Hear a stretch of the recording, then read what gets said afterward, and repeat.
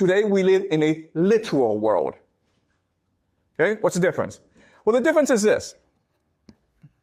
Let's just say that you and I fight. Well, we would say that, okay, what happened was that I became angry, the emotion overwhelmed me, and then I hit him, then he got angry, then he hit me back. Okay, this is a literal interpretation. But back then, the metaphorical understanding was that anger is a God who seized me and who propelled me into the fight. And then anger unleashed the God of vengeance who fought back by seizing the other person to fight me back, okay? So we believed for most of human history that we were controlled by forces outside our control. Now, today, you may believe that the literal world makes more sense. But if you think about it, from the perspective of human thought, okay? How do you understand the world? How do you interpret what goes on in the world? The metaphorical understanding is actually much more useful. And that's why, and I know this is hard for you guys to understand, back then, they were much more creative than we are today. Okay? And also, the things that they were able to do are beyond our imagination. So for example, we've never really figured out how the Egyptians created the pyramids. Okay? For our explanation is aliens did it. Because their mind is beyond our imagination. Okay? So that shows you the switch. Now when we go to the polytheistic world, this system still continues, but they add more elements to make it more complex. Okay? So the first element is they believe that we are controlled by God. We're the playthings of gods. Now, what's really important to understand is that these gods, Zeus, Apollo, Ares, they're no different from mortals. The only difference is they just live forever. Okay? So, for example, if you're a king, what do you like to do? Well, you like to go around and chase young girls around, okay? What does Zeus do all day? What does Apollo do all day? These gods, all they do is go around and chase young girls around. Okay, so there's actually no difference. Above the gods are the older gods, fortune, fate. So the belief was that even though these are gods, they're still controlled by forces beyond their understanding like fortune and fate. What mattered in this world was not to be good. What mattered in this world is to be lucky, okay? To be fortunate. Because that showed you that the gods favored you.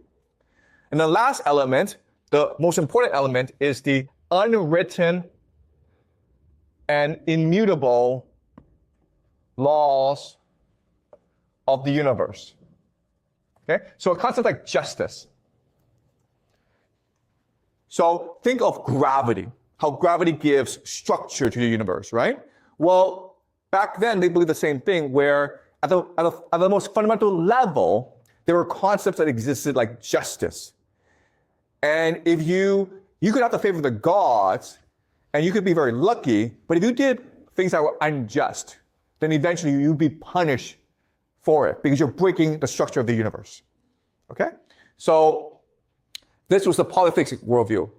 Now, when you go to the monotheistic worldview, all this changes, because now you have a new concept that never existed in human history before, called one true God.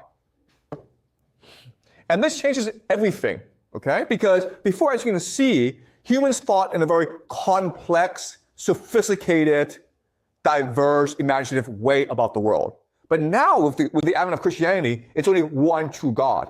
And as such, you have three new concepts that become dominant in this world. These concepts have existed before, but now they're dominant. The first concept is the idea of truth. Okay? If there's one true God, then there must be one truth to the universe. And so when we move towards the truth, that is good, right? But when we move away from the truth, that is evil. So now you have a new concept called evil that didn't really exist before. Okay? You did good things because in this world, it was to your advantage. Now, in this world, if you defy God, that is evil. Okay? And now with truth and evil, you have a new concept called the individual. Before in this world, what mattered was your family, your community, your society, the people around you. Now, with the advent of one true God, the community, the family doesn't matter. What matters is your loyalty, your faith in the one true God. So you can actually step outside your community and just do what you believe is right, as long as you have faith in the one true God. All right? Okay. So these three concepts, truth, evil, individual, are important for you to remember because they underpin modernity. These three concepts, once they grow to a certain extent, they will create modernity, the world we live in. Okay? Our world is controlled by these three forces. Now, what's important for us to understand is these three concepts are beyond the human intuition. You cannot logically, by yourself, deduce or come up with these three concepts. This world of the modern God it's intuitive. Okay?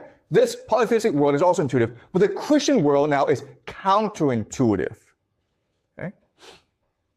So as a result, for monotheism to triumph, because it is so counterintuitive, it must now destroy the polytheistic world. Okay?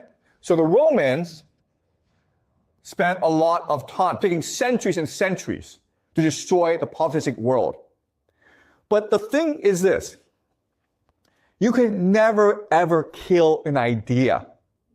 The idea, if it is being suppressed, just goes underground. Okay? So remember, here in the Mother God civilization, the main instrument of religious worship are fertility cults run by women. Well, now that war has come and men have taken over from women, what happened is that the woman went underground to create new religious organizations called mystery schools. And mystery schools, what they're trying to do is they're trying to maintain the best knowledge and traditions of the mother God civilization. Okay? Especially the fact that we come from the mind. We created the universe through our imagination. Okay? That's the main secret that they're trying to maintain. These mystery schools become extremely popular among the elite because they offer great sex. Okay? The elite join these mystery clubs as sex clubs, basically. Remember, in this civilization, what matters is the womb. So they develop all sorts of secret sexual techniques to please the woman, to make the woman feel as though she's in harmony with the universe. In this world, the Mother Goddess, sex is a mechanism to communicate with the universe, to discover the secrets of the universe. And so they maintain these rituals in the mystery schools. And the most powerful people will participate in these mystery schools. They're called mystery schools not because they're secret, but because everyone is sworn to secrecy. So if you ever divulge what actually goes on in these mystery schools, you'll be punished by death. Okay? You'll be executed by the members. But with the advent of Christianity, these mystery schools now are a threat to the empire. Okay? Because these mystery schools are where the elite, the local elite, hang out. So now what happens is, now they become secret societies. Okay? That's where they come from. Secret societies are an attempt to maintain the secrets of the universe against the advent of Christianity and empire. And secret societies have been around for a long, long time. You may have heard of certain secret societies like the Knights Templars, Rosicrucians, the Illuminati, the Freemasons, okay? They're all very powerful. They're still around. Yes, I understand that. But what I'm saying is there are a lot more secret societies that we do not know about, and who've been around for much longer. Okay? But they're all trying to maintain the secret of the universe, which is that mind leads to matter. That's the great secret of the universe. And this is something that we've always believed and always known, but with the advent of Christianity, this has become suppressed over time. All right? So any questions before I move on? Okay. So now what I will do is I'm going to explain to you Christianity. And I'll explain to you what these secret societies believe, okay? I've already explained to you where they come from, but now what I will do is explain to you what they actually believe about the universe.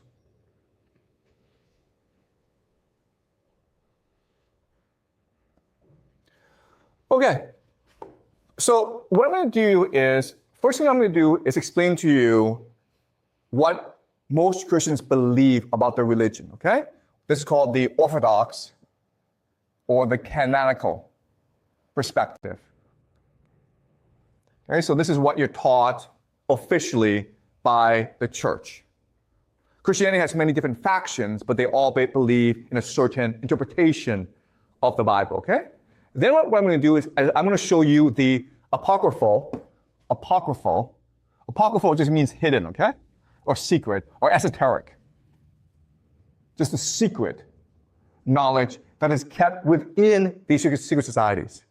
All right, so the Orthodox canonical comes from a reading of the Bible. And the Bible, at its core, is a story of the covenant between God and humans, okay? Covenant. Covenant means contract or understanding. So throughout the Bible, there are a series of covenants, okay? The first covenant is between Adam and God. So you may have heard of the story of the Garden of Eden, right? God creates the universe, then creates the Garden of Eden where he puts Adam and Eve. And God says to Adam and Eve, this is paradise. You don't have to work. Just enjoy life. The food is free. The food is plentiful. Every day you'll be happy and free of want. You will live forever. But there's only one thing that you must not do. And only one thing, okay? Whatever you do not eat from the tree of knowledge of good and evil. Just don't do that and you'll be okay.